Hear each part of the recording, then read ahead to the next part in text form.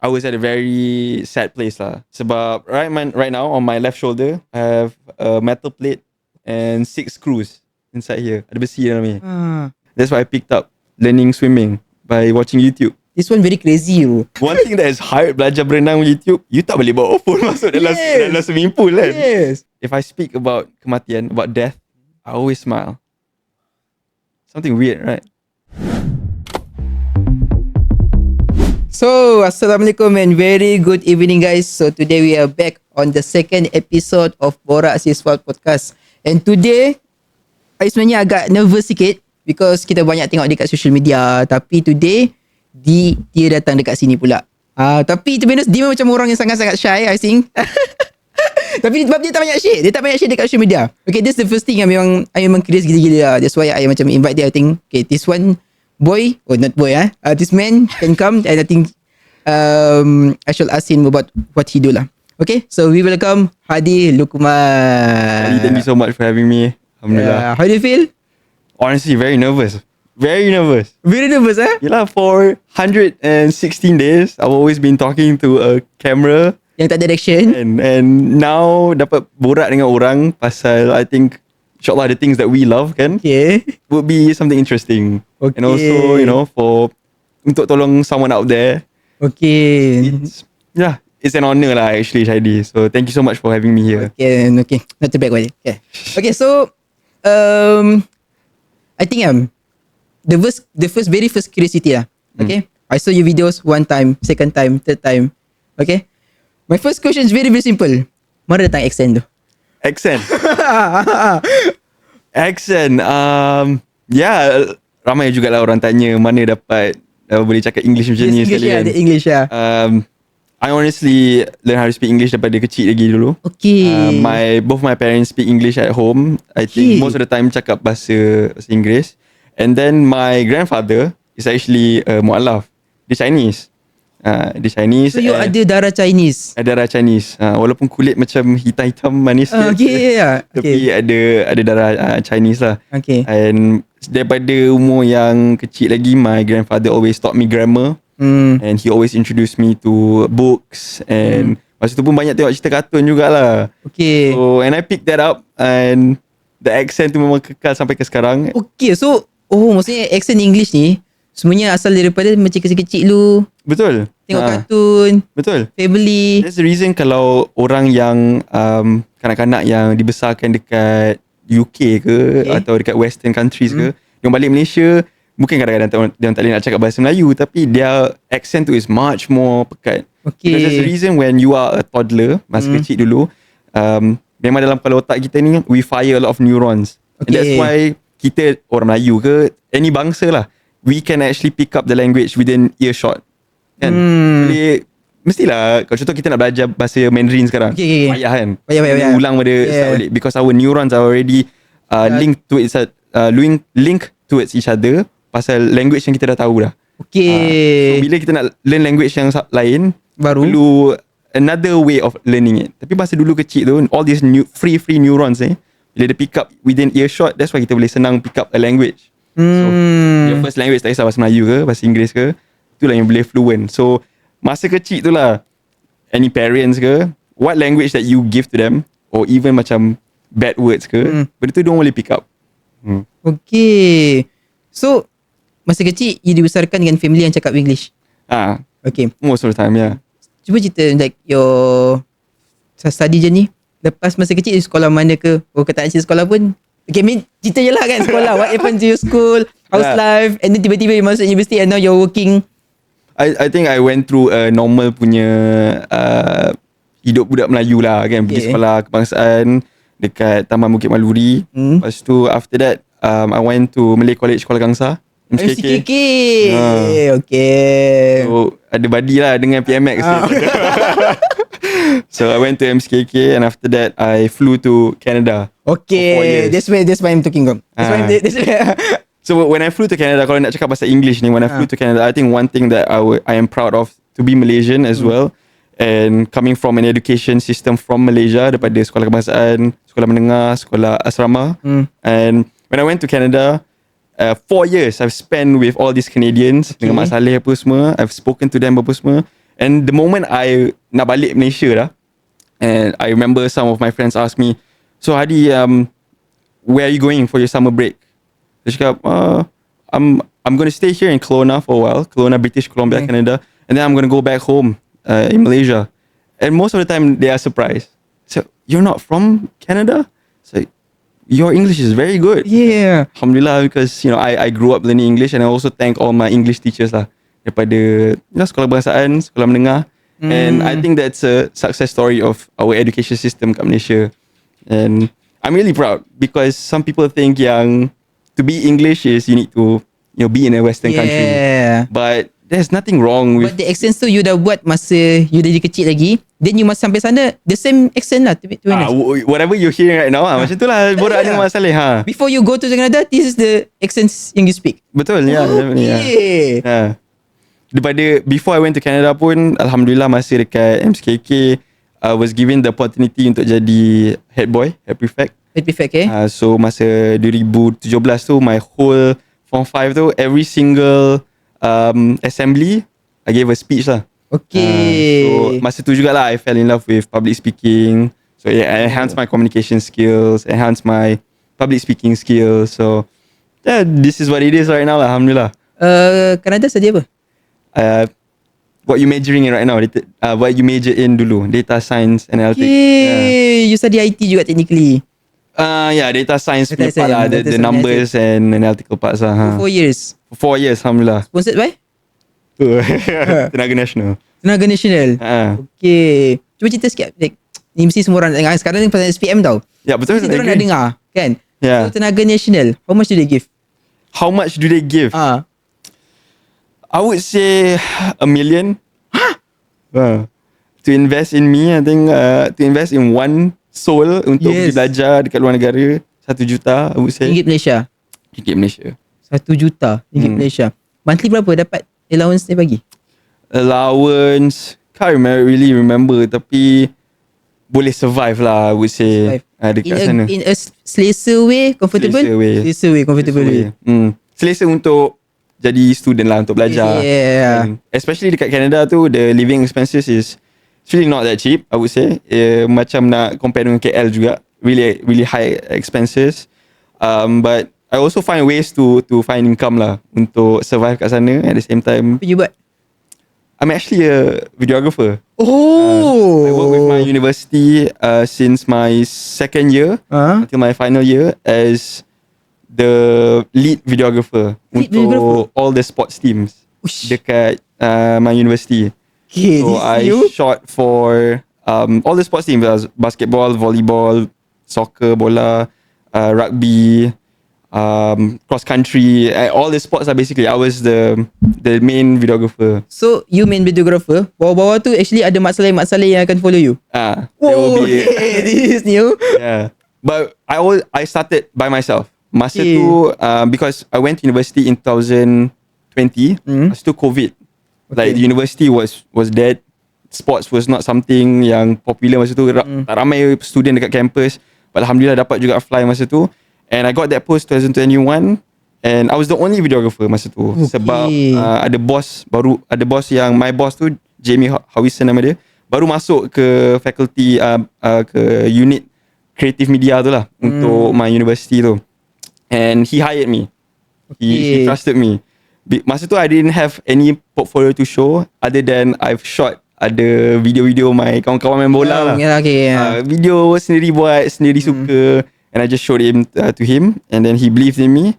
And since then I've been making videos for them. I'm making videos for all Canada to see, and I've actually done this kind of setup untuk interview students, interview all the Canadians, spoke about their experience, especially becoming a student athlete.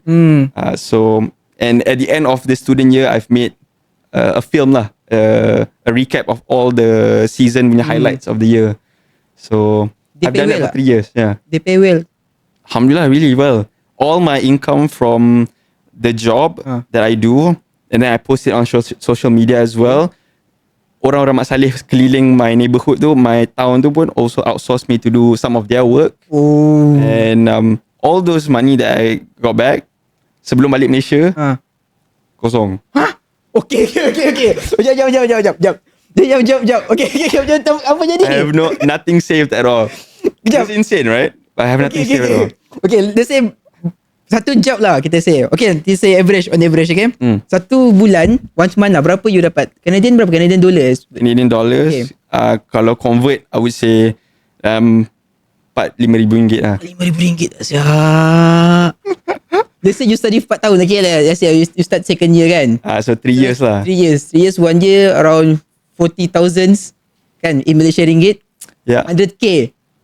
Tapi dia tak ikut setahun. Dia ikut by apa nama dia, bukan ikut job, the student year. Maksudnya daripada bulan 9 sampai bulan 4. Roughly around 8 months. 6 months macam tu.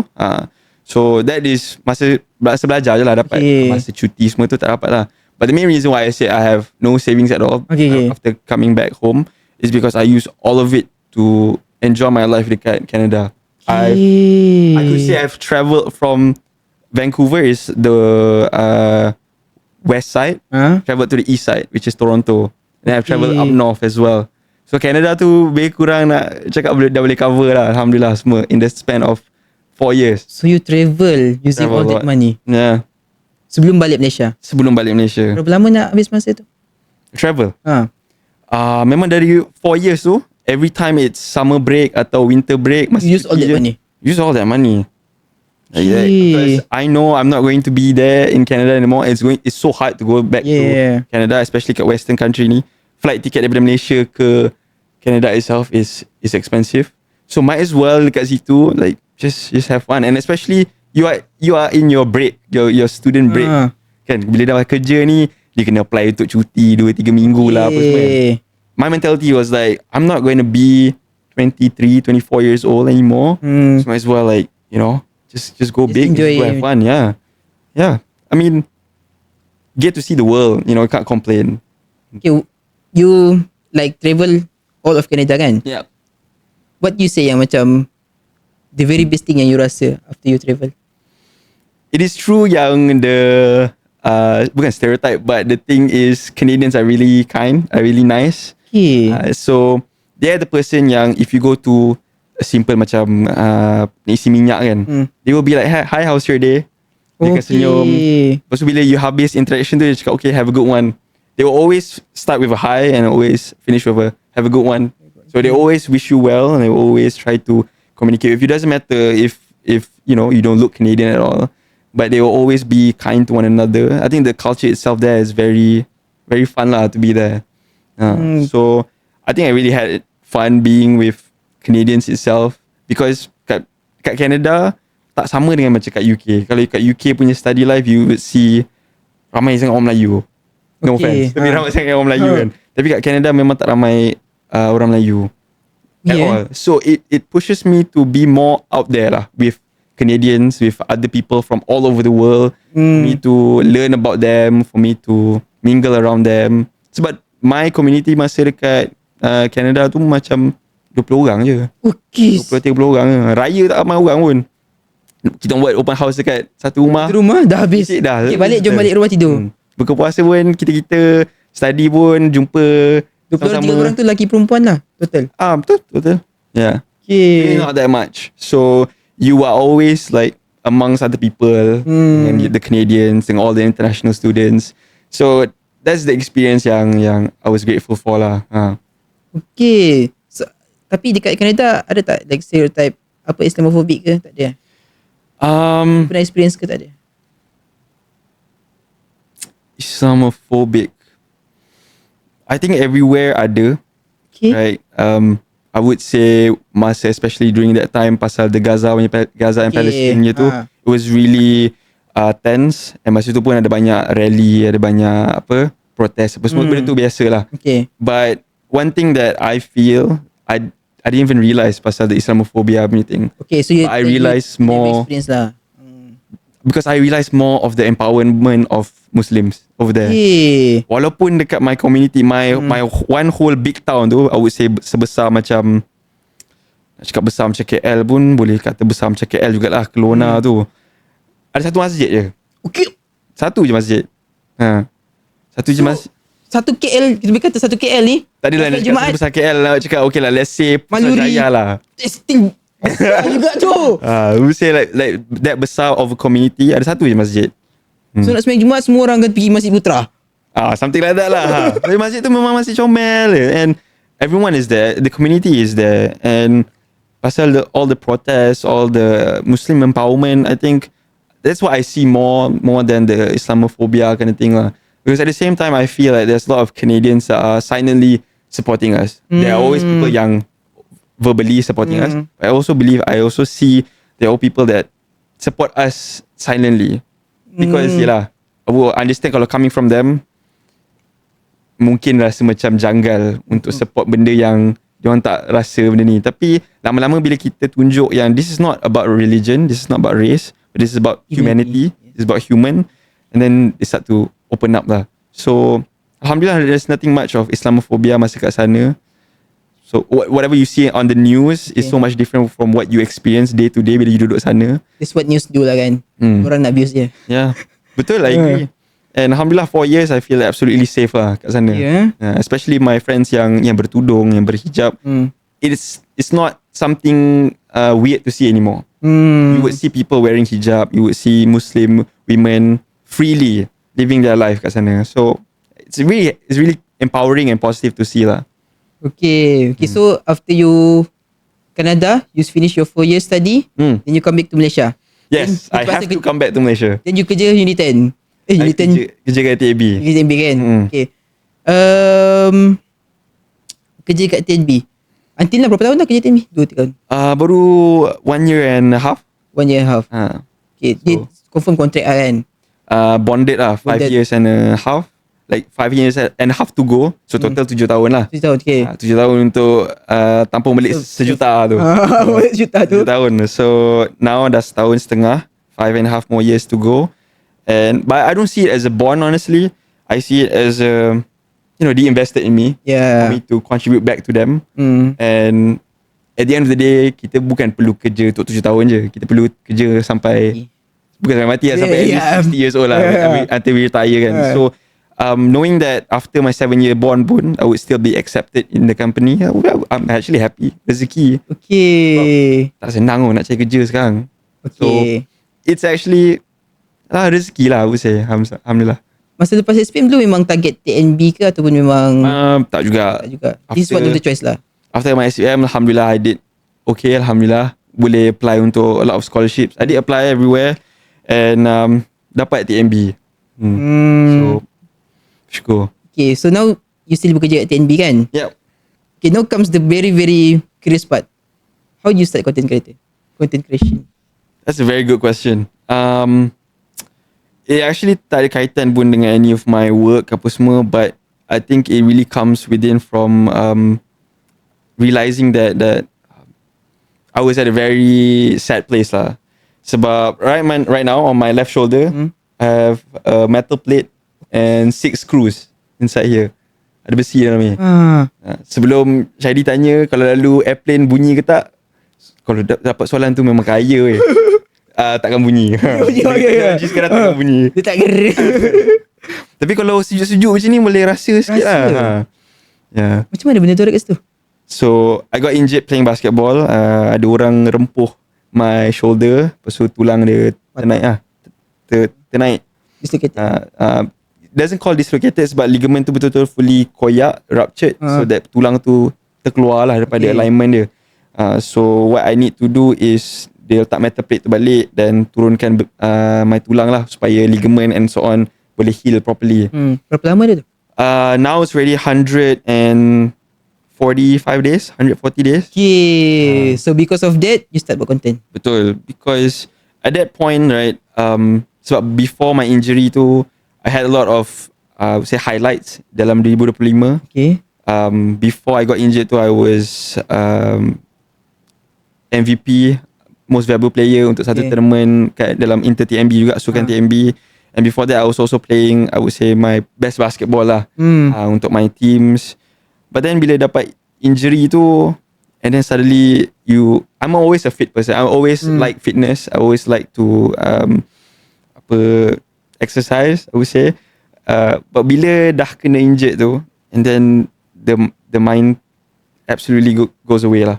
You feel no confidence at all, especially bila you kena bedah. I don't know lah, maybe have you ever gone through surgery? Benar lagi. So when you go through surgery ni, usually you lose a lot of, I would say, confidence. Especially coming from someone yang main sukan. Yang and memang dah untuk apa 1%. Betul.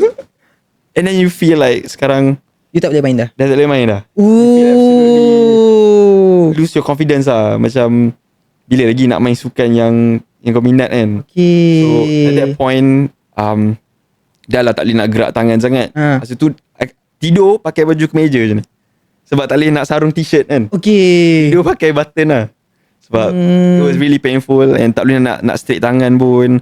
So there was a lot of things that changed in my daily habit lah. And masa tu memang nak cakap murung tu murung lah kan. Sebab dah lah MC duduk rumah seorang-seorang. Lepas tu nak kena buat benda kat rumah pun tak adalah senang sangat kan. Payah nak kena guna satu tangan je and so on.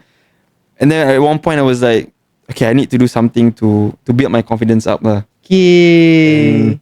I just told myself, you know, daripada baring tengok Netflix je, tengok cerita je, might as well do something productive. Because I need to help myself, and I believe social media works in a very special way yang you can help someone out there. That mesti ada orang lain that is going through the same thing or even worse. Yes. There must be someone who's going through something even worse. So that's what I did. I just picked up my phone. That was my day one lah. On 11th of December 2025. And after that, I've been posting consistently, Alhamdulillah. Alhamdulillah. Question saya tadi. So you start sebab because of that things lah. Only because of that things lah, ada benda lain sebenarnya. Because I think kan, dia ada satu course lah. I lupa the course dia something like macam, you know, airplane. Yep. Kan, kapal terbang. Yep. Dia tak akan terhempas because of only one things. Usually ada 4 enjin, 3 terhempas, then boleh dia akan ni. Okay. Okay, so for me kan, if someone yang macam buat motivations or anything or everything lah kan, you fall into life or anything kan, dia takkan sebabkan satu benda. Sometimes things akan datang, pop, and take you at one time, then you say macam, okay, I'm down, something like that. I think if I can say lah, I think I lived a very challenging life where I choose untuk hidup dengan cara susah, payah, dengan cara challenge, because I always feel like I don't prefer much to stay in my comfort zone. Before this injury, lutut. Agak dah budak ni. Before lutut, ada ankle, all because of basketball. Oh. But every time I got injured, I chose to do something. When I got injured my knee and my ankle, I stopped playing basketball, but I did my Ironman. I did my half Ironman. Okay. Triathlon. Lepas tu, there's always things that in life when you Allah take away something, dia akan bagi something else for you to experience. Okay. At first when I was growing up main basketball, ingat, okay, I'm going to play basketball for the rest of my life. Okay. But then bila Allah tarik peluang untuk main basketball tu, Allah bagi cakap, okay lah, try lah main triathlon ni. That's when I learned how to ride a bike, and that's when I learned how to swim. I learned how to swim last kali.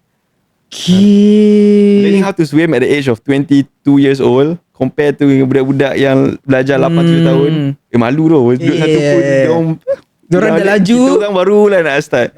So for me, every time you go through something very hard is an opportunity for you to do something even better that you'll never know. Okay, so like you lose, bukan lose lah, you hurt your ankle, you stop main basketball, main triathlon. Betul. Because I couldn't play contact sport. Tak boleh nak kena berlanggar dengan orang masa tu. So I picked up something that needed for me to heal my knee lah. Masa tu kayu basikal lah. After kayu basikal, I did my Powerman. Powerman ni is run, bike, run. You lari, lepas tu you naik basikal, you naik basikal, turun, lari balik.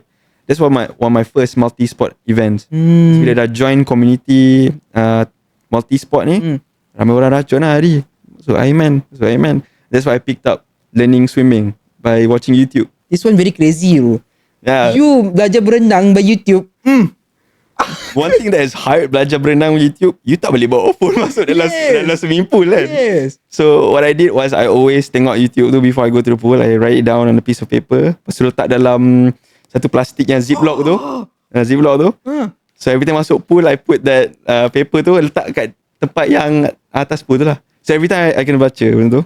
Sambung How dengan do you swimming. swim? Bro, crazy. I swim and then I look at the notes again. Yeah. I look at the notes again. So yeah, I mean, if you have that drive to do something that you believe that you want to do, you would do so many crazy things to achieve that in so many possible ways.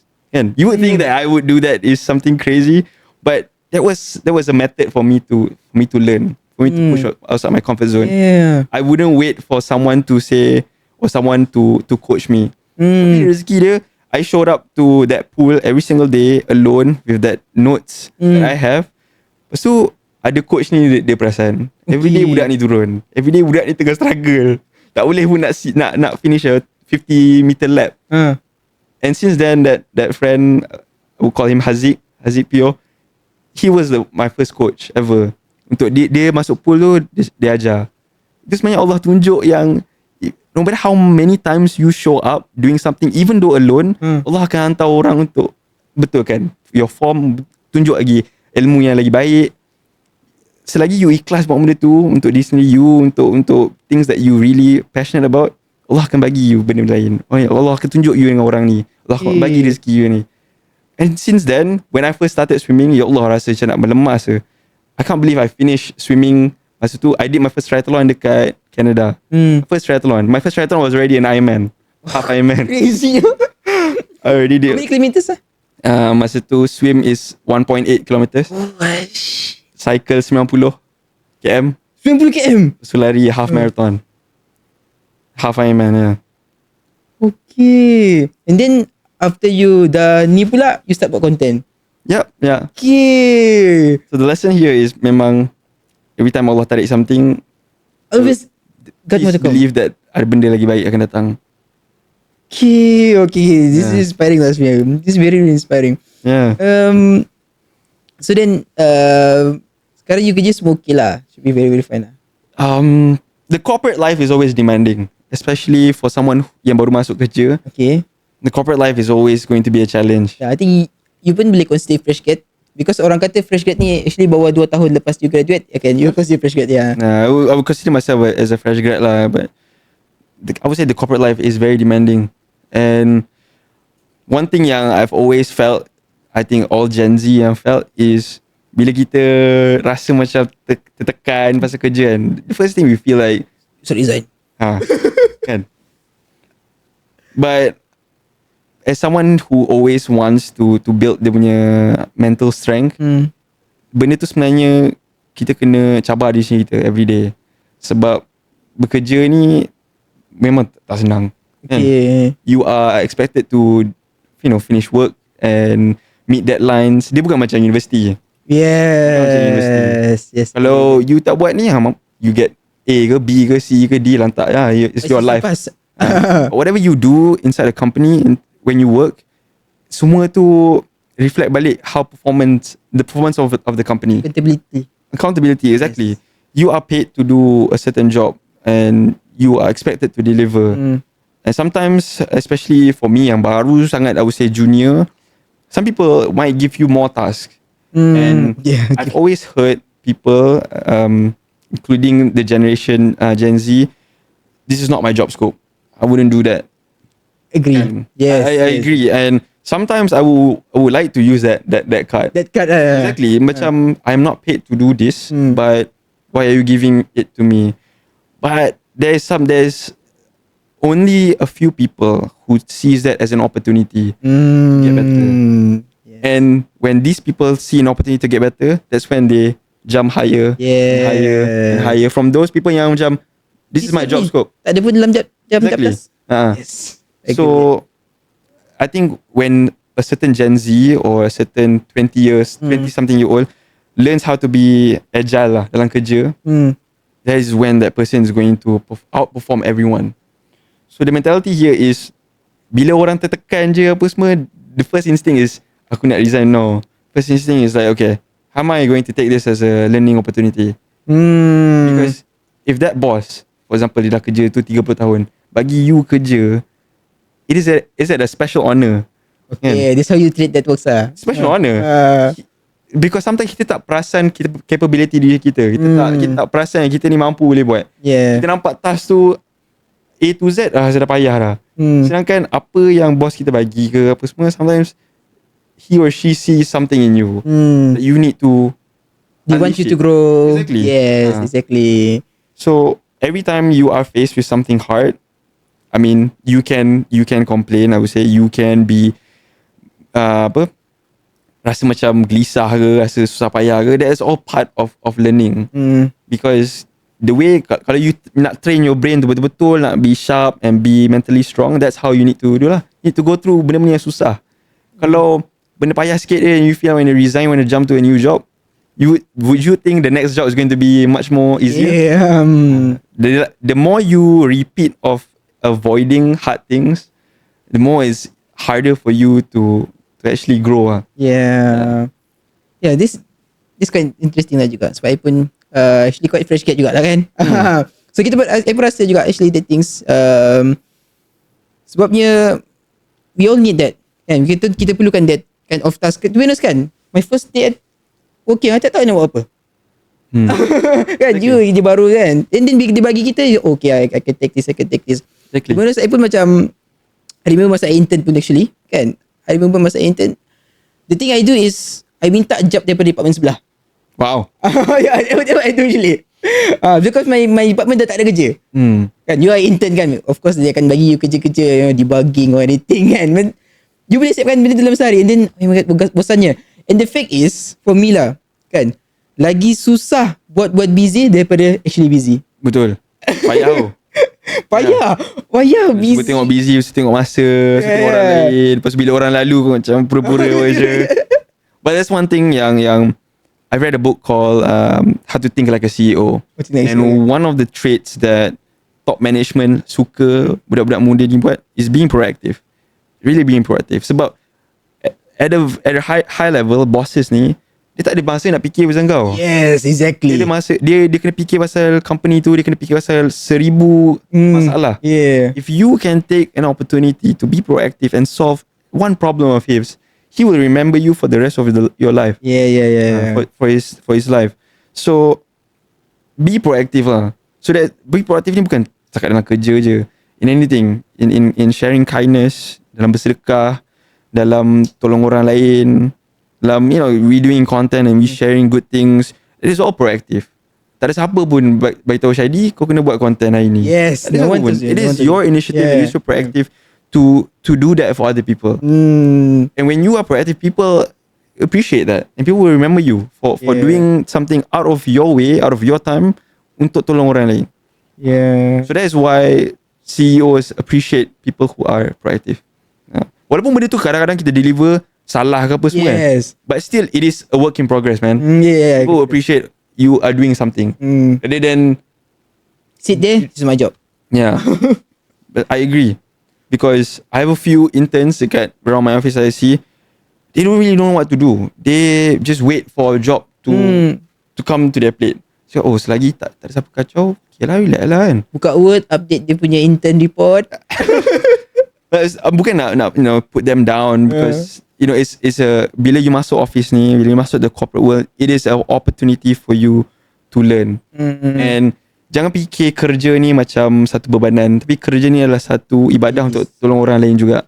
Bila you tolong orang lain, as simple as when I was masuk first few weeks, I also don't know what to do. But I remember I taught my first boss, my IM, he's around 53 years old. I taught him pasal PowerPoint Smart Art. Okay. Smart Art. Macam mana nak buat graph tu laju. Selama ni dia buat graph flowchart tu guna petak, line. And I showed him that one simple thing. And until today he used the Smart Art easily. And for me, I feel absolutely happy to see him saving, I would say, half of his day. Buat petak sambung dengan line apa semua. And for me masa tu, yelah, benda tu kita belajar dari dulu lagi, Smart Art apa semua ni. Tapi there are some people out there yang tak dapat ilmu tu. So you would never underestimate what you know, especially untuk orang lain. Sesimpel smart art tu boleh bantu orang lain, and dia boleh guna tu untuk the rest of his career, kan? So, I wouldn't be berkira how much pahala I get, but just imagine if you do that for other people, and dia mengajar orang lain. So dalam office ni, it's a great opportunity for you to help one another. Masa tu lah Allah pun sebenarnya tengah tengok apa yang kau buat, kan? Kau guna masa kau kerja untuk apa semua. So it's a training platform for you to get better always. You buat content like you share about motivation semua ni kan? Yep. What's yang ada tak DM yang you macam paling, if I tanya you sekarang, yang you akan terus ingat the DM, you akan macam, oh my god, ada orang yang terkesan dengan apa yang buat? A DM or that what comment ke? Ada. I think on a daily basis I receive DMs that very touch my heart. Yang some people come from a very very dark place. Ada yang cakap yang dia dah tak mampu nak hidup, dah tak ada kuasa nak hidup. Ada yang rasa macam dia tertekan dengan kerja, dengan duit, dengan mak ayah even. There's a lot of things that I've seen and read, and I believe yang susah cakap pasal benda-benda sedih because I feel for them, you know, even though I'm not in that place, but when someone opens up to you pasal their hardships, the only responsibility that you need to do is listen and feel for them. Because you tak boleh nak faham. I've read some people yang diorang ni duduk, mak ayah dia duduk kat Kelantan ke, dekat Pantai Timur, dia datang sini untuk kerja, untuk cari rezeki untuk bagi balik kat mak ayah dia. Sedangkan kat sini pun dia hidup susah. Susah juga, betul. Lepas tu dia pun ada isu dengan mungkin kawan-kawan dia ada isu dengan dia punya majikan, and he's struggling, you know.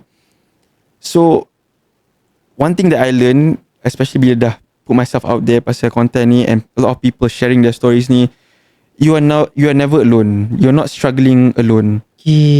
All your struggles are unique to you. Allah bagi you set of struggles ni special to you, for you to overcome it, for you to learn it.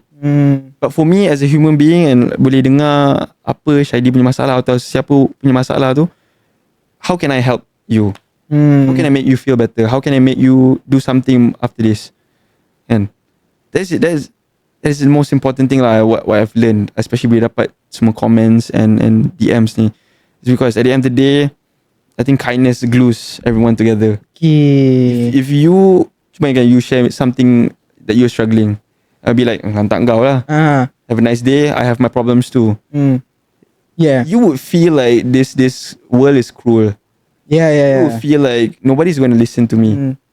And always remember, bila ada orang cerita pasal benda-benda ni to you, take it as something yang you kena tolong dia. Hey bro, it's touched me lah, sebab to be honest, people do come to me juga. That's great. People do come to me, tapi most of them are my friends actually. That's great. Dia semua my friends kan, tapi I have limited time. Okay, that's what I think yang to be honest for me lah kan, macam I really wish to help you, tapi this is the only time I have. After this, I ada seorang kawan nak jumpa I, dia punya semangat nak jumpa. I said, bro, I have shooting, kalau you nak, maybe I akan balik pukul 11 malam. Dia cakap, it's okay, no problem, I come to you. That's great. Tapi macam kawan itu susah nak cari. tapi means like dia ada problem, tapi I tak tahu problem dia apa kan. Tapi dia macam nak meluar. Tapi for me, kita tak tahu kan how much people are actually expressing sampai dia sanggup datang. I've ada one friends last week okay, this is just a simple story lah. I tengah jual my phone. Jual phone? I jual my phone kan, my phone lah, my previous phones I tengah jual kan. And then dia chat I, dia tanya kan, Syedi, phone tu masih ada ke? I cakap, ada lagi, boleh kalau nak kan, you just take lowest price lah kan, whatever you want kan, because you are my friend kan. Dia cakap, I duduk Subang sekarang. And saya cakap, okay, I can come to you lah. It's okay, I can drive. Tiba-tiba same day, dia cakap, Syedi, tak jadi apa, I cakap, I datang sekarang tau. Dia cakap, tak apalah phone tu, sebenarnya aku tak nak phone tu, aku nak jumpa kau je. Ya Allah Akbar. That's a great friend right there, you know. Aku tak nak phone pun saya kan. Allah. Phone tu aku tak sanggup pun saya, aku nak jumpa kau je sebenarnya. Dan dia cakap kan, to be honest, boleh aku nak jumpa sekarang. Dia tak ada kereta, dia tak ada motor. The only way I can come to you kan, because I live in Seri Kembangan kan, is by LRT or MRT. Yeah. And how much time you have to take? I buka move it kan, 2 hours. Dia cakap I can come to you now. Yeah, I said, okay, because you say kita kena dengar kan. Tapi I macam macam alamak, I pun tak sanggup lah nak tunggu dia juga. I said tak apalah, next time I can try to see lah. Yeah, tapi in terms of like your social, you dengan you punya kawan-kawan sekolah masih still contact or anything? Tak juga That's a good question. Yeah. Because this is something very personal lah, but I don't mind sharing it because dulu masa I would say my form 5 years, my form 5, I was the head prefect and I had to be in the middle dengan cikgu-cikgu, dengan kawan-kawan. So you become lonely? I wouldn't say lonely, but I would say that I wasn't much of a people's choice lah. Okay. Because saya pun budak 17 tahun, kawan-kawan semua budak 17 tahun. Dia kena ikut all the adults, all Okay. the rules and apa semua. And I have to make sure that everyone else is also on their best behavior. So, you know, there's a big identity crisis lah masa tu.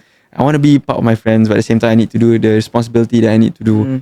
So, but one thing yang I also would like to add on yang apa Shadi cakap tadi tu, my father always reminds me that if you want to be at the top is always lonely.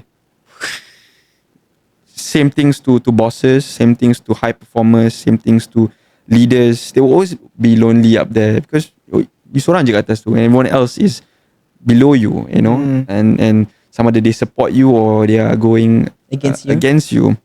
So nak cakap I would say I have a good circle of friends. Yeah. I'm also comfortable like tak perlu nak berkawan dengan semua orang. Because I don't think macam tadi tu, for example lah, dia tu tak rapat sangat kan, and then dia nak jumpa, and like usually ni bila kita nak jumpa kawan, there's always a transaction sometimes. Yeah. And they want something from you, you want something from them.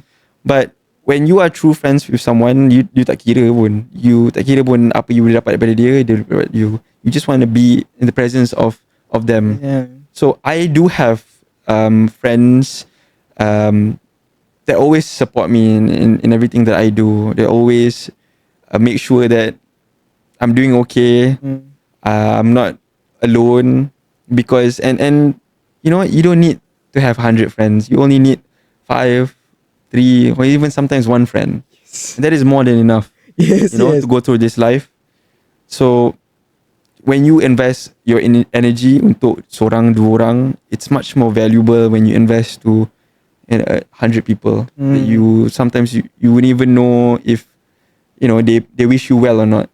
So, you know, I always look at the positive things lah, positive people that always pat my back, that always support me, because even this book right now, Outliers ni, I read this book, part of what Malcolm Gladwell said, nobody is a self-made man.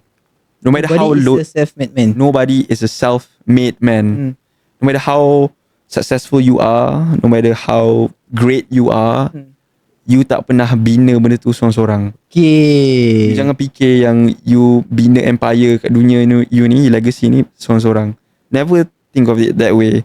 There will always be people, there will always be opportunities that will make you who you are today. Okay, that's very deep. That's very deep. Even though you rasa semua orang is against you, but you always need to think that there are always actually people supporting you. Especially orang kalau yang doa untuk kebaikan you, you tak tahu pun. Yeah. Never a self-made man.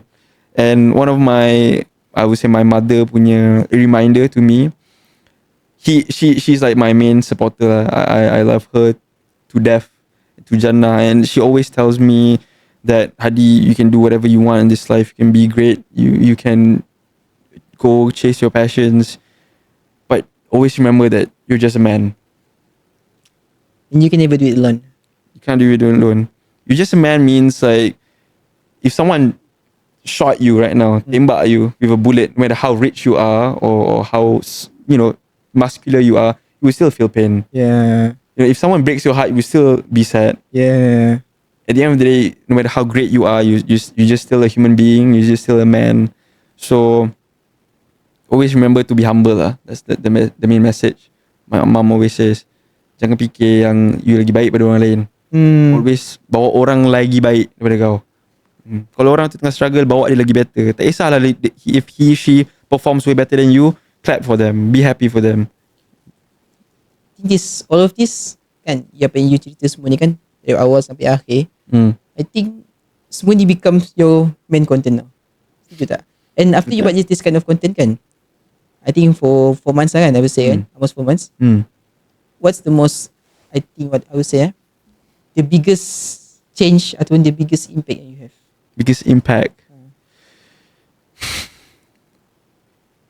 to myself. To myself. Yourself. Firstly, I think dapatlah confidence tu balik. Okay. The first mission yang I wanted is to build my confidence again. Alhamdulillah, Tick off the box. ticks off the box. And 15 days after I posted my content, I was invited to Cool FM. Okay. And then I know 16 days later, I'm with you, Shaidi. Okay. And to look back at everything that I've done for the past 116 days, it makes me always think like, what is another 160 more days kalau dapat rezeki untuk hidup? If I do this consistently 160 more days, what's going to be the outcome?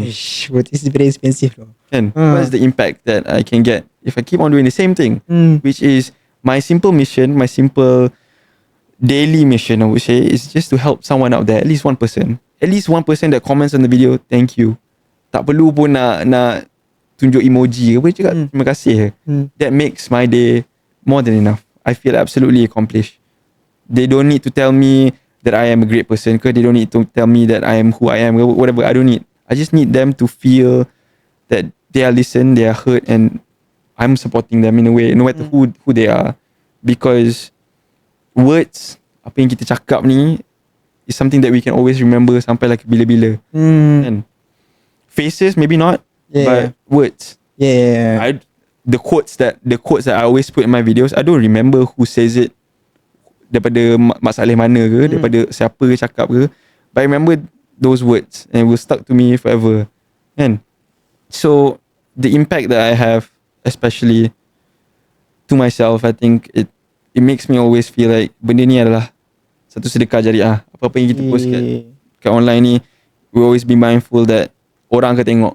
Nombor yang besar tu, berapa K ke, berapa M ke, tu semua eyeballs, you know. Yes. They are witnesses. So the more impact that I can give positively and dengan secara ikhlas, I think the more I do it, bukan untuk for myself, but untuk ummah Islam, untuk Allah, and makes me feel much more empowered to keep on going . Okay. Maybe I think this is last question lah, kan, yang nak tanya. Okay. The moment I chat you, Yep. kan, I think you reply between minutes kan, I remember kan. When I ask you, then Ramadan kan, Masa puasa, masa puasa kan. Apa yang you rasa kan, I tak tanya this any question, tapi you nak sangat tell this thing. What I want to share to other people. Yes. I think some of the people who watch my content always know that if I speak about kematian, about death, I always smile. Something weird, right? Because masa kat Canada dulu, one of the trips that I've travelled, I've gotten into a very bad car accident. Almost died, bro. So kereta tu, I was in the passenger seat, my friend was driving, I was asleep because the journey between that destination A ke destination B tu dekat 2,800 km. Dekat 2 days. 1 days. Oh tak ada, seminggu. 2,800 km jauh. 200 km. 2,800 km. It's a far drive. So that's from Vancouver up north. Jauh perjalanan. And nak sampai lagi 3 jam je nak sampai. And kita orang malam sebelum tu tak dapat nak tidur dekat hotel, tidur dalam kereta. So, semua penat lah. And my friend punya turn untuk shift drive. I dengan my friend belakang tidur. Dia tidur belakang melentang. Okay. Tak pakai seatbelt pun. Suddenly my friend micro sleep. 140 km per hour. Terlanggar curb. Terlanggar barrier tepi tu. Kereta flying. I would say in the middle of the air, spinning 5-6 times. So landed. Banyak kali multiple times. And at that point, bila that happened, bila the first impact happened tu, I would say that I think this is the last time I ever breathe. Tapi bila the car stop tu, tiga of us keluar kereta tu dengan tak ada injury apa pun. Tapi kereta tu total loss. Gone. Tayar tercabut. All our bags terkeluar. My laptop. Masa tu my laptop untuk study kemik. In half. Everything else was gone. The car was gone. But the three of us survived. And since that day, masa tu I was still 21 years old. Since that day, that is why I pursued my dreams to become a videographer. I applied for it. I pushed myself. Even though I told myself I wasn't ready for it. I didn't have anything to show. I just went for it. I just applied for that videographer job, and 4 years later, they still talk about my work. Alhamdulillah, as a Malaysian, Canadians still talk about a Malaysian's work. I'm pretty happy, not to be too much proud, but I started something for them to look up to and for them to beat, and that is why my account is called The Higher Level. It's also a reflection of my own name, Hadi Lokman, HL. And it's always to remind me that selagi Allah tak tarik your nyawa, selagi itulah you should level up. That's the reason why you should always grow. You should always take every single day to be great, basically. To chase whatever you want to do. Because death is always around the corner. Masa tengah travel nak pergi tu, travel ni budak 21 tahun, kau tengah jolly, dengar lagu kuat-kuat, dengan kereta, and just fikir road trip bestnya. This is something that I've always dreamt of. Allah tegur macam tu. Cakap, jangan, don't do this. This is not who you are. Don't forget about your roots. Don't forget apa you belajar masa kat Malaysia. Come back to me. And since then, I always reminded myself, you can do whatever you want in this life as long as you please Allah lah, because bila you mati. Okay, so that's why lah every time like you cakap pasal mati, you will smile. Betul. Because I want a happy ending. Okay. Everyone should have a happy ending. Yeah. Agree. Everyone's going to be sad when you die, but at least you know bila you nak mati tu, you are going to have a happy ending. You do not want to die knowing that you did something wrong or you've done something bad to people. Kita akan selalu buat mistake. Yes. Kita akan selalu buat dosa. Tapi dalam surah Fatihah pun Allah cakap, doa kita always on the straight path. Jalan yang lurus. Kita baca benda tu setiap hari. Yes. Suratul Mustaqim. Ihdinas suratul mustaqim. Kita selalu doa benda tu sebab kita selalu akan lari. So to be on that straight path is knowing that you are on the right path. Lepas tu, whatever you do in life, selagi Allah bagi rezeki ni, nak travel ke, nak pursue your dreams, nak do something that makes you feel absolutely alive, go for it, man. Selagi benda tu tak haram, live that life. You know, nobody is stopping you. Even though that's one of the things that I always preach masa kat TikTok as well.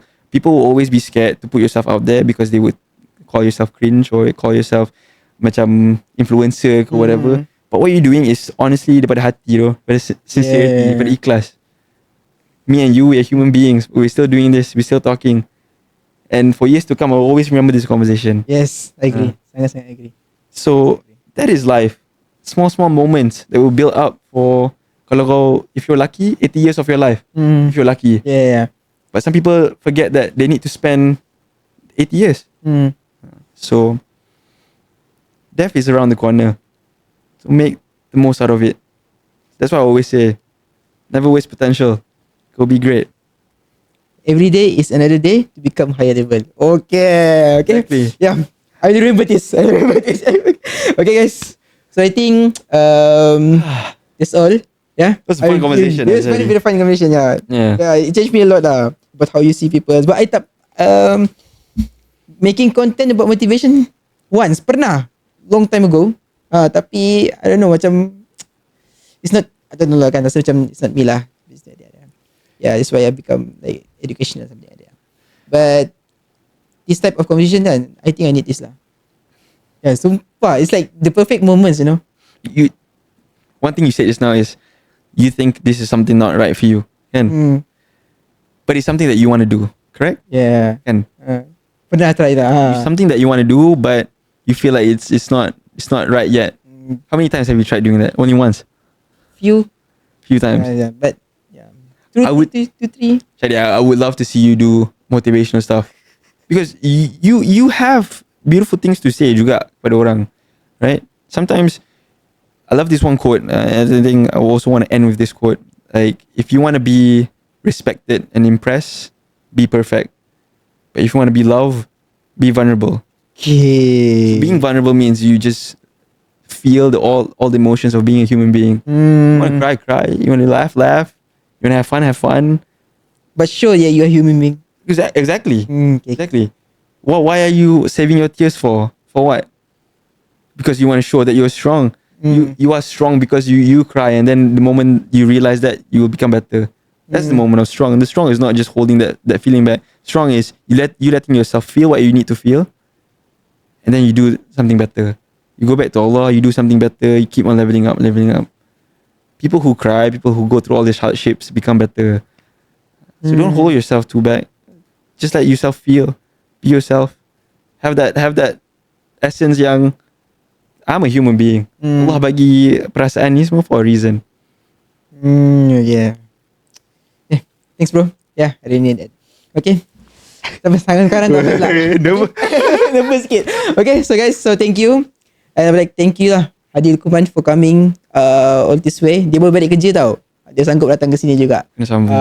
Thank you for so much. Yeah, I hope that semua yang tengok ni get that motivations and what you need from in your life. Yep. And also if you have like any comments or like any guests yang you nak kita panggil and you think very very good for us, okay, let us know. And see you in the next episode. Bye.